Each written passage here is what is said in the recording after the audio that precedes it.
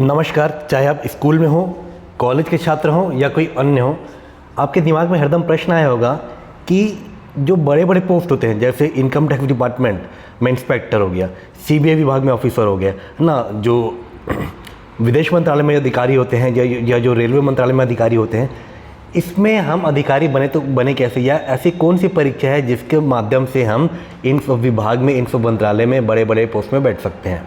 ठीक है, तो उसका एक ही जवाब है SSC, staff selection commission. Staff selection commission एक ऐसी संस्था है, देखिए ऊपर दिखा रहा हूँ, ये रहा स्टाफ सिलेक्शन कमीशन का ये पुराना वाला नोटिफिकेशन है। इसका वेबसाइट है ssc.gov.in। ठीक है, ये जो नोटिफिकेशन है पुराना है, पर अब एक बेसिक गाइडलाइंस के लिए ये नोटिफिकेशन को इस्तेमाल कर रहा हूँ ताकि आपको जो मैं जानकारी प्रोवाइड कर सकूँ। देखो, एसएससी एक संस्था है जो भारत सरकार के अंतर्गत जो अलग अलग विभाग है, अलग अलग मंत्रालय है, उसमें जो स्टाफ है उसका रिक्रूटमेंट करती है। ठीक है, तो उसमें से जो एसएससी है, सीजीएल आता है, एसएससी सीजीएल मतलब कि एसएससी कंबाइंड ग्रेजुएट लेवल। इसके अंतर्गत आपके स्क्रीन के सामने जो पोस्ट दिख रहे हैं ना, जैसे इंटेलिजेंस ब्यूरो में assistant section officer, ministry of railway में assistant section officer, ministry of external affairs में असिस्टेंट सेक्शन ऑफिसर्स। ठीक है, सीबीडीटी मतलब ये इनकम टैक्स का है, इसमें इंस्पेक्टर। सीबीआईसी जैसे आपका एक्साइज का inspector, preventive inspector, examiner.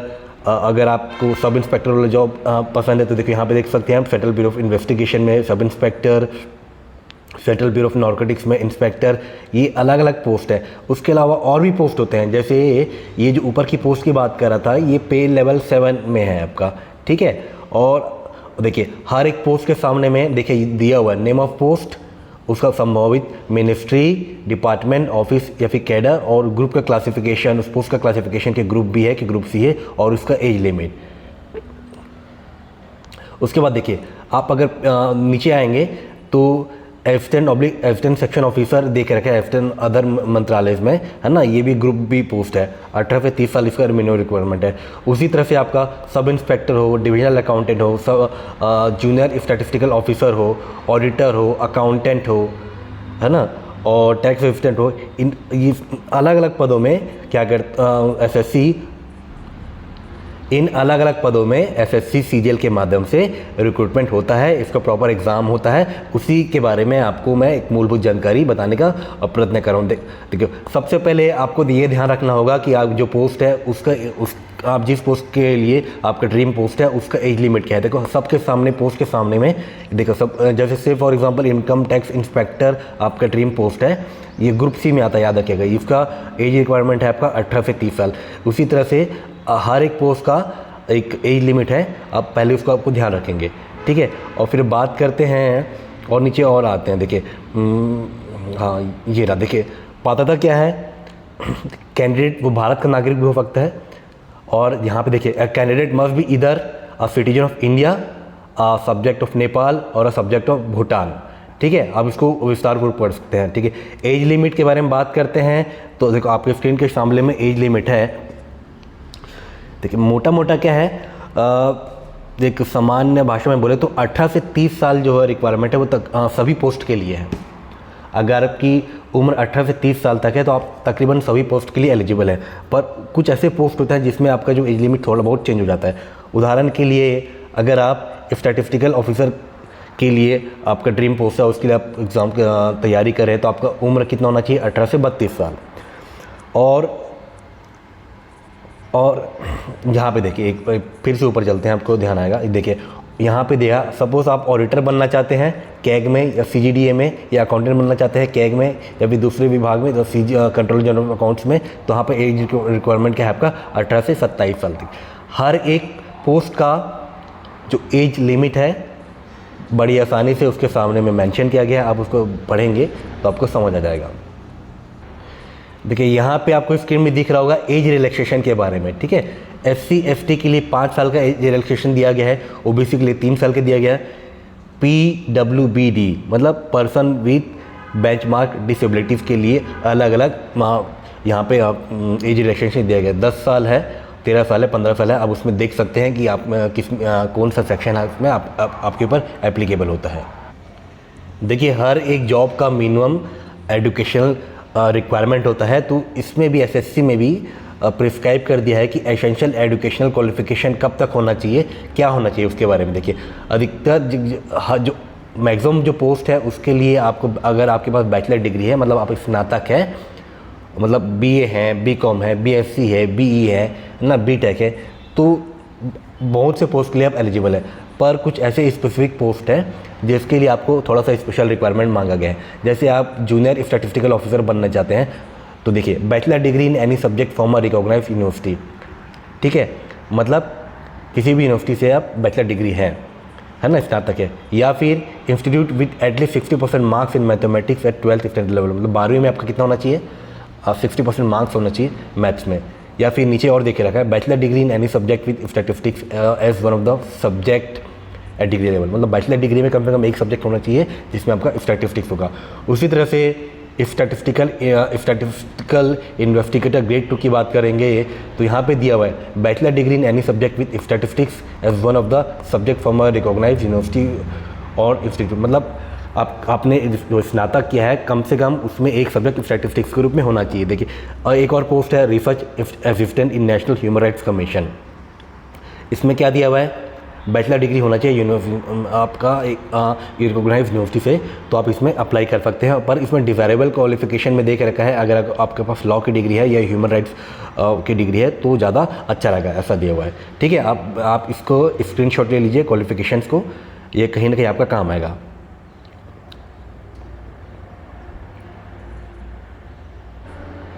Sir ये भी प्रश्न आता है कि सर हम एग्ज़ाम का अप्लाई तो कर देंगे सर, पर फीस कितने लगेगी। भाई देखो फीस 100 रुपये है।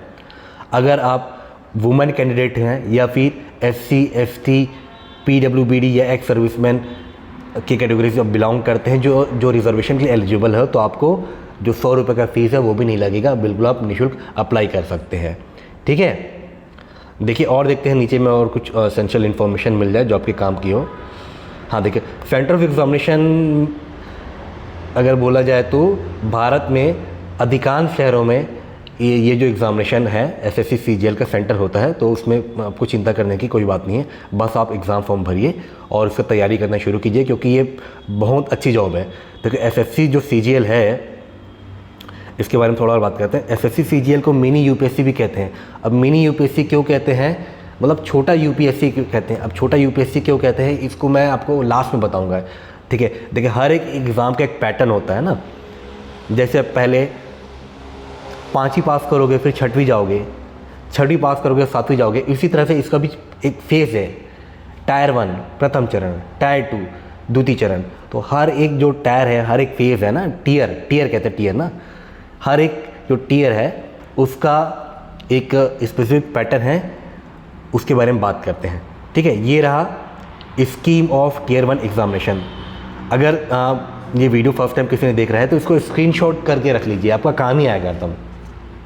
देखिए जो प्रथम चरण है, प्रथम चरण में क्या क्या सब्जेक्ट पूछा जाएगा, जनरल इंटेलिजेंस एंड रीजनिंग। कितने प्रश्न आएंगे, 25 प्रश्न आएंगे। कितने मार्क्स के होंगे, 50 मार्क्स के होंगे। फिर देखिए जनरल अवेयरनेस, कितने प्रश्न होंगे, 25 प्रश्न होंगे। कितने मार्क्स के होंगे, 50 मार्क्स के होंगे। क्वांटिटेटिव एप्टीट्यूड, कितने प्रश्न होंगे, 25 प्रश्न। कितने मार्क्स होंगे, 50 मार्क्स होंगे। इंग्लिश कॉम्प्रिहेंशन, कितने प्रश्न के होंगे, 25 प्रश्न होंगे और कितने मार्क्स होगा, 50 मार्क्स का। तो देखा जाए तो जो टीयर 1 है वो कुल कितने मार्क्स का हो गया, 200 मार्क्स का हो गया। और बस टाइम ड्यूरेशन कितना दिया जाएगा आपको, 1 घंटे के अंदर बनाना है पूरा। ठीक है, अगर आप ये एग्ज़ाम क्वालिफाई कर लेते, मतलब एग्ज़ाम मतलब कि ये चरण मतलब टीयर 1 क्वालिफाई कर लोगे तो आप टीयर 2 में जाओगे। सर नेगेटिव मार्किंग होगा कि नहीं होगा, बिल्कुल होगा ना जी। आपको इतना बड़ा बड़ा जॉब दिया जा रहा है तो फिर एग्ज़ाम में नेगेटिव मार्किंग तो होगा ही होगा। तो कितना नेगेटिव मार्किंग होगा, 0.5, मतलब आप एक प्रश्न गलत करोगे तो सीधा आधा नंबर आप कट जाएगा। ठीक है, तो ध्यान रखिएगा अभी। अब देखिए टीयर 2, आपने टीयर 1 क्वालिफाई कर लिया तो आप आएंगे फिर टीयर 2 में। देखिए टीयर 2 में है आपका पेपर 1, दिख रहा होगा आपका पेपर 1 और है पेपर 2, और एक और होता है पेपर 3। पर ये लास्ट ईयर का नोटिफिकेशन है भाई।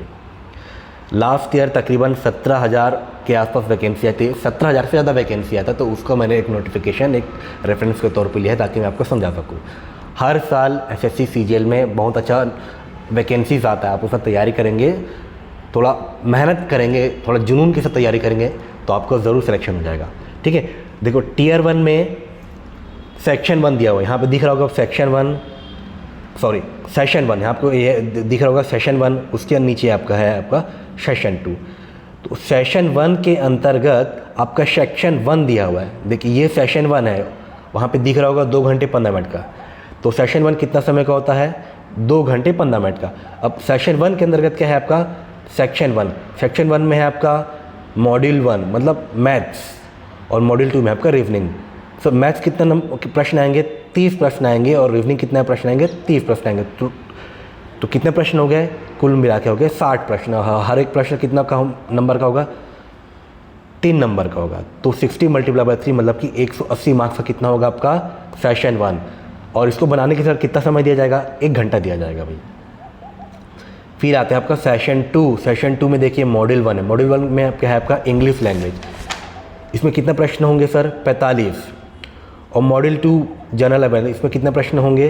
25। तो कुल मिला के कितना प्रश्न होंगे? 70 प्रश्न। और हर एक प्रश्न कितने नंबर का होगा? 3 नंबर का, मतलब कुल 210 मार्क्स के होंगे आपका सेशन 2। सेशन 2 वही कितना ड्यूरेशन होगा सर? इसका भी 1 घंटा दिया जाता है। फिर आपका सेशन 3। सेशन 3 में देखिए मॉड्यूल 1 मतलब कंप्यूटर नॉलेज मॉड्यूल है, मतलब कंप्यूटर संबंधित आपका प्रश्न होंगे। 120 प्रश्न आएंगे, हर एक प्रश्न 3 नंबर का होगा। कितना हो गया? 60 मार्क्स होगा। इसको कितना दिया जाएगा? सेशन 3 के लिए दिया है आपको 15 मिनट दिया जाएगा। ठीक है, अब उसके बाद क्या होता है आपका? हो गया सेशन 1। ये सेशन 1 देखा ना आपने, है ना? सेशन 1 के अंदर क्या है आपका? सेक्शन 1 हो गया आपका, सेक्शन 2 हो गया आपका, सेक्शन 3 हो गया। ये था सेशन 1। अब हम बात करते हैं सेशन 2। सेशन 2 जो है आपका डेटा एंट्री स्पीड टेस्ट है, ये कंपलसरी है, इसमें आपको क्वालिफाई करना पड़ता है। ठीक है, यहाँ तक हो गया।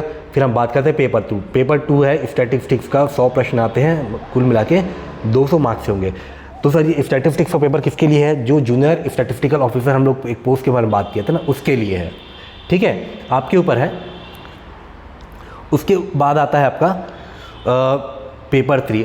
इसमें दिया नहीं है, पर पेपर 3 आपका असिस्टेंट अकाउंट ऑफिसर और असिस्टेंट ऑडिट ऑफिसर के लिए होता है। सपोज जॉब नोटिफिकेशन आता है एसएससी का, जो आने की संभावना है ना, कुछ ही महीनों में आ जाएगा। तो उसमें दिया रहता है कि अगर असिस्टेंट अकाउंट ऑफिसर या असिस्टेंट ऑडिट ऑफिसर की वैकेंसी है, तो यहाँ पे आपका पेपर 3 भी दिया रहेगा। ठीक है, तो और बात करते हैं सर नीचे में। देखिए यहाँ पे इसको सिलेबस की बात करते हैं। सिलेबस कहाँ है? सिलेबस ये रहा। टीयर 1 का सिलेबस जो है आपका जनरल इंटेलिजेंस और रीजनिंग का सिलेबस आपके स्क्रीन के सामने में दिख रहा है।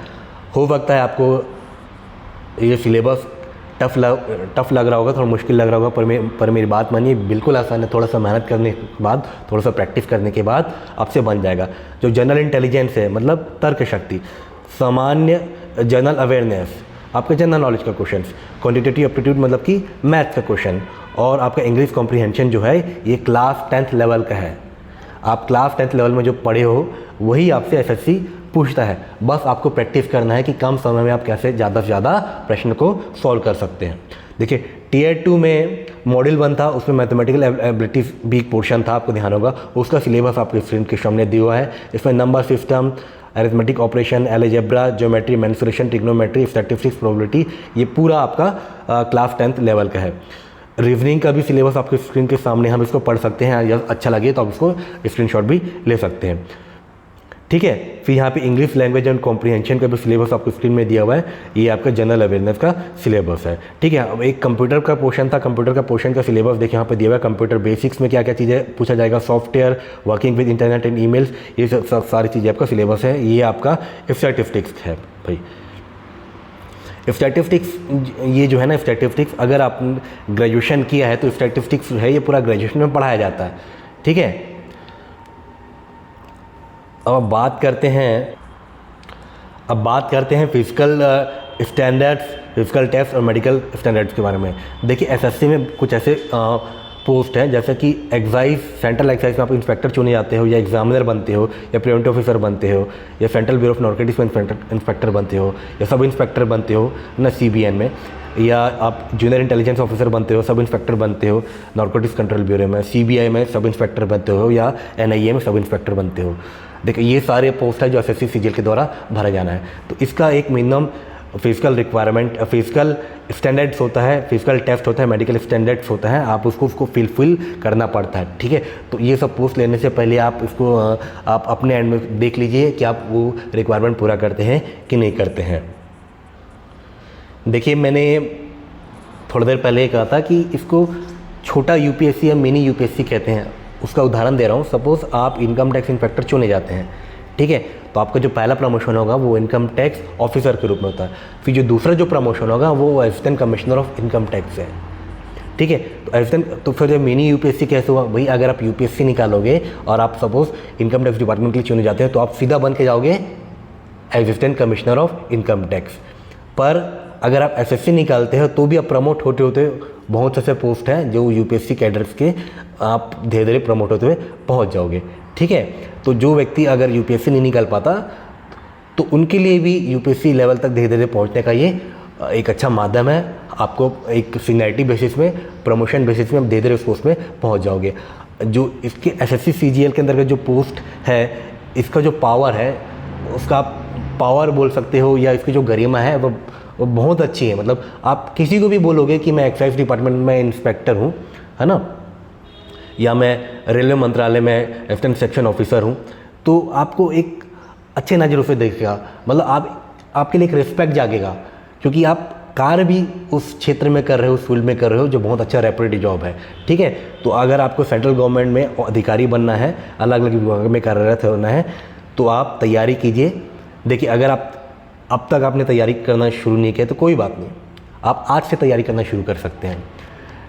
कुछ लोग एसएससी सीजीएल का ग्रेजुएशन में आने के बाद शुरू करते हैं कि कोई कॉलेज आ गया, फर्स्ट ईयर शुरू करता है, उसको पता है कि एसएससी सीजीएल में ग्रेजुएशन के बाद दूंगा, तो 3 साल में वो अपना सिलेबस कंप्लीट करते करते एसएससी का भी सिलेबस कंप्लीट करता है। कुछ लोग 12वीं से ही तैयारी करना शुरू करते हैं।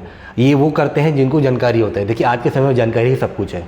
अगर आपके पास जानकारी है तो आप अपना प्रिपेयर कर सकते हो, प्लान कर सकते हो कि आपको कैसे तैयारी करनी है। तो आज से ही इसका तैयारी करना शुरू कीजिए। SSC CGL it is the one of the most जो जॉब्स जो दिया जाता है, one of the most reputed jobs of India. तो तैयारी कीजिए, एक अच्छे रणनीति के साथ तैयारी कीजिए, ऐसा तैयारी कीजिए कि आपका सिलेक्शन हो ही जाए, ठीक है। तो उम्मीद करता हूँ कि मैंने जो मूलभूत जानकारी है स्टाफ सिलेक्शन कमीशन सीजीएल के बारे में आपको देने का प्रयत्न किया है।